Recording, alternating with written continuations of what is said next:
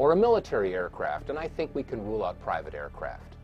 Now, if this was a military plane, that would explain the possibility that there was something mounted on the belly of the plane. Now, Phil Jahan, webmaster of the website letsroll911.org, and many other people have postulated that this indeed was a pod of some sort mounted to the belly of the plane. Many of our listeners are ex-military and have agreed that this is a distinct possibility. When you couple this with the mysterious flash that occurs on the side of the World Trade Center just as the plane makes contact, I think we can probably agree that there was some sort of an incendiary or an explosive that would serve as a match to ignite the enormous amount of fuel that would be dispersed as soon as the plane hit the building. Let's take another look at this one clip, and you'll notice that the flash is a separate event than the contact of the fuselage as it hits the building.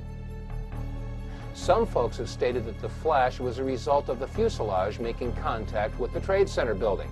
But as you can see, the flash is indeed to the right of the fuselage, and in fact, as the fuselage makes contact with the World Trade Tower, you can see a reflection of the flash in the fuselage, which further supports the contention that these are two separate events. Admittedly, what we've seen so far in this presentation is disturbing to say the least. To find that we were not necessarily told the truth about what happened at the Pentagon on September 11th, and now, according to the clips that you've just seen and the testimony that you've just heard, there was a whole lot more to the story when Flight 175 hit the South Tower. Well, I needed more information. I needed more evidence that showed that there was something else going on September 11th. And the only way to get more information was to go to the first plane, Flight 11, the American airliner that hit the North Tower. The French filmmakers, the Naudet brothers, were in New York City doing a documentary about the New York City firefighters. And this clip is the only known footage of the first plane hitting the first tower.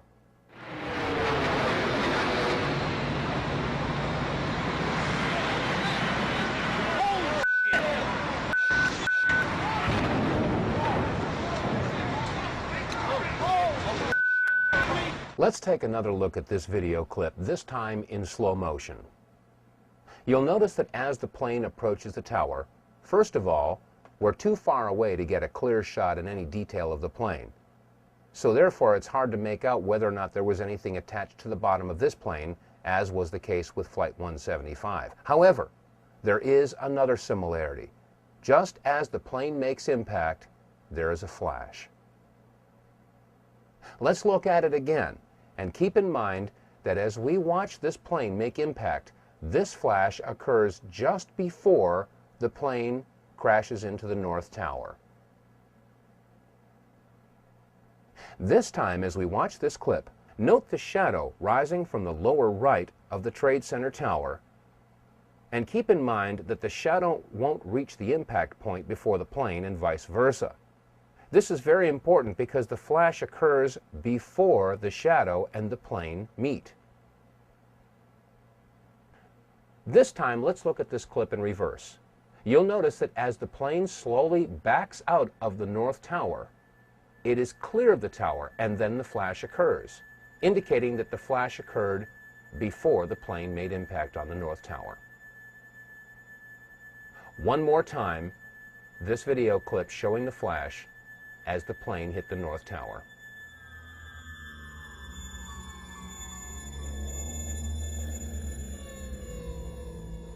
Now, this video clip that we've just examined came again from the Naudet brothers documentary that was being filmed in the streets of New York City on the morning of September 11th. This documentary about the New York City firefighters was going to be assembled at a later date, and it was not televised. In fact, there was no live coverage at all of Flight 11 as it hit the North Tower. After all, it was a surprise attack. So if there was no live television coverage of the first plane hitting the first tower, how do we explain the following comment from George Walker Bush? What was the first thing that went through your head when you heard that a plane crashed into the first? Well, I was sitting in a schoolhouse in Florida. I'd gone down to tell my little brother what to do, and you can go ahead and sit down. Just kidding, Jeb. And it's the mother in me. Anyway, I was sitting there, and my chief of staff, well, first of all, when we walked in the classroom, I had seen this plane fly into the first building. There was a TV set on, and you know, I thought it was pilot error. You know, right off the bat, there will probably be some folks out there that will try to minimize or negate what we've discussed in this program and turn it into some sort of a political football. They'll say we're left-wingers, or we're Democrat, liberal types, and we're Bush bashing. Nothing could be farther from the truth. Let's not forget that it was under the Clinton administration that we launched a missile attack in Afghanistan and Sudan to destroy what turned out to be an aspirin factory because they had bad intel that they were manufacturing chemicals. It's happening again, folks. It has nothing to do with liberal versus conservative, or Democrat versus Republican, or right versus left. It has everything to do with right versus wrong.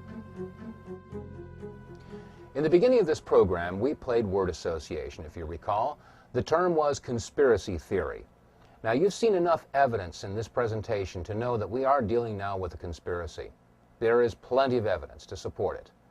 The conspiracy theory, in fact, is the idea that Osama bin Laden had something to do with the attacks of September 11th.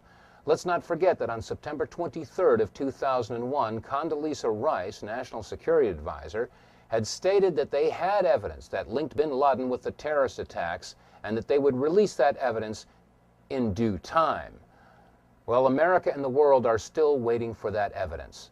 And in that time since September 11th, we've launched not one, but two wars in Afghanistan and Iraq based upon no evidence or a conspiracy theory. Our war is against evil, not against Islam. We don't hold any religion accountable. We're fighting evil. What we've seen on this video should give us all cause to stop and rethink everything that we've been told about September 11th.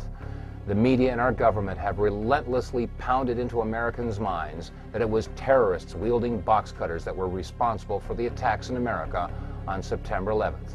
And now, after seeing this video footage, we realize that it couldn't possibly have been a terrorist in a box cutter that would have created the flashes on both the North and South Tower.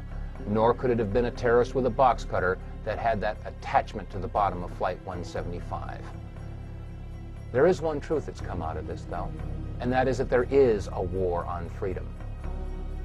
But the war on freedom isn't being waged by those that they say it is. After all, how many of your freedoms have been legislated away by Osama bin Laden or the Taliban or Al-Qaeda or Saddam Hussein? The answer is none. Your freedoms have been legislated away by the very people who take oaths to defend your freedoms. Republicans and Democrats alike. Your Congress, your Senate, your President. There is a war on freedom. And now, thanks to the Homeland Security Bill, the Patriot Act, the Terrorist Bill, the Model States Emergency Health Powers Act, we have thumb scanners and retina scans and face recognition, metal detectors.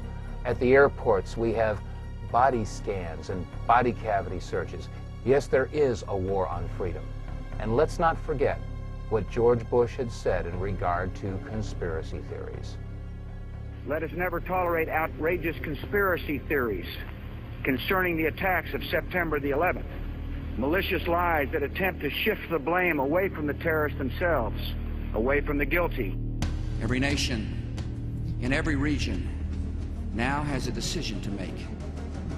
Either you are with us or you are with the terrorists. Much calmer situation and a much better evacuation. And these people. My son was Let's ask some real questions. Is that unfair?